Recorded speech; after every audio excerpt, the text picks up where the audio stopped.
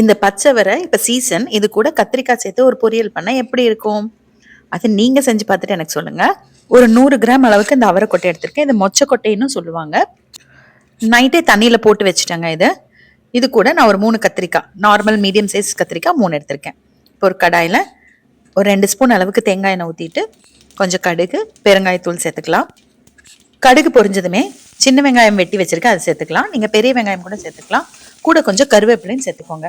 சிம்ல வச்சு வெங்காயம் நல்லா வதக்கி விடுங்க. இப்போ வெங்காயம் நல்லா வதங்கினதுக்கு அப்புறமா நம்ம தண்ணி வடிச்சிட்டு அந்த பச்சை வரைய உள்ள சேர்த்துடலாம்.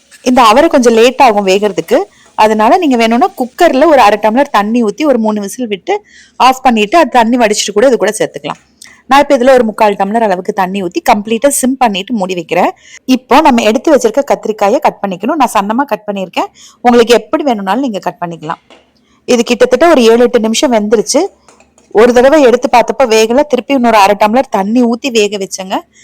குக்கர்ல வைக்கிறது நல்லது, சீக்கிரம் வெந்துடும். இப்ப இந்த மொச்சை வெந்திருக்கான்னு பார்த்துட்டு அதுக்கப்புறமா நம்ம வெட்டி வச்சிருக்க கத்திரிக்காவை உள்ள சேர்த்துக்கலாம். கொஞ்சம் மஞ்சத்தூள் சேர்த்துக்கலாம்.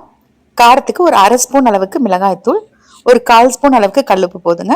சேர்த்துட்டு கலந்து விட்டுக்கலாம். தண்ணி தேவையில்லை, நம்ம கத்திரிக்காய் தண்ணியில போட்டிருந்தோம், அந்த ஈரமே கத்திரிக்காய் வேகிறதுக்கு சரியா இருக்கும். அப்படி தண்ணி ஊத்துற மாதிரி இருந்ததுன்னா ஒரு 1/4 டம்ளர் அளவுக்கு மட்டும் தண்ணி ஊற்றி கலந்துட்டு மூடி வச்சுட்டு ஒரு 7-8 நிமிஷம் கழிச்சு எடுத்தீங்க அப்படின்னா கத்திரிக்காயும் சூப்பரா வெந்திருக்கும். அவ்வளவுதாங்க, காய் ரெண்டுமே வெந்துருச்சு.